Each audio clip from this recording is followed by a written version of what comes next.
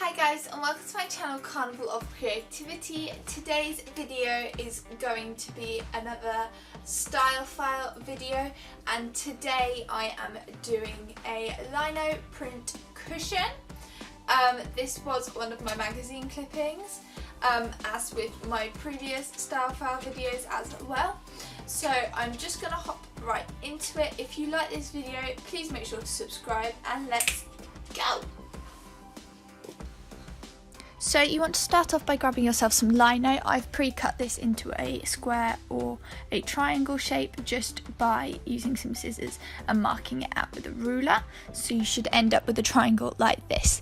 Then what you want to do is grab your lino engraving tool thing. It basically looks a bit like a V shape and then can hollow out any lines that you make.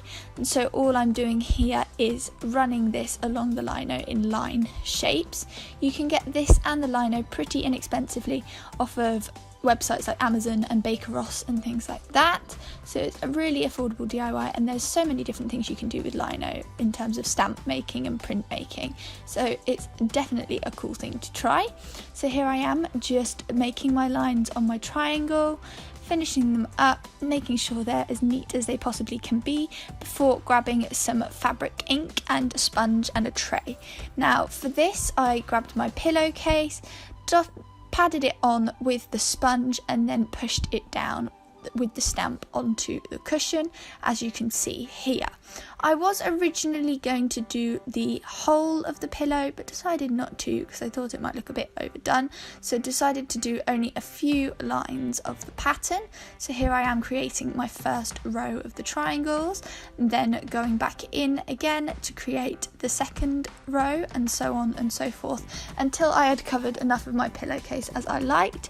I did about half of the pillowcase and then decided to stop because I quite liked the half and half look, but you just want to make sure that you're leaving about the same amount of gap in between your stamps each time and carry on printing your pattern, and it's really just that simple. You want to also remember to make sure that you're using fabric compatible ink with this. This ink is a water-based fabric ink and will set on fabric after just being heat set either in the tumble dryer or with an iron. So make sure if you want your pillowcase to last that you're also using a fabric ink to do this rather than just a normal ink or normal paint.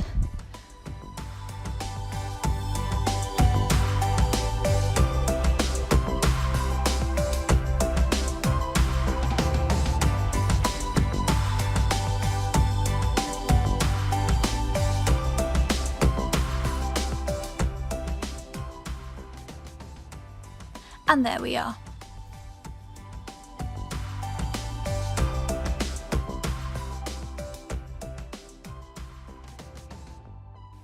Thanks for watching this video, guys. I really hope that you enjoyed it. I think this is such a nice, easy, fun way to spice up some plain cushions and inject some pattern into your decor and rooms as well.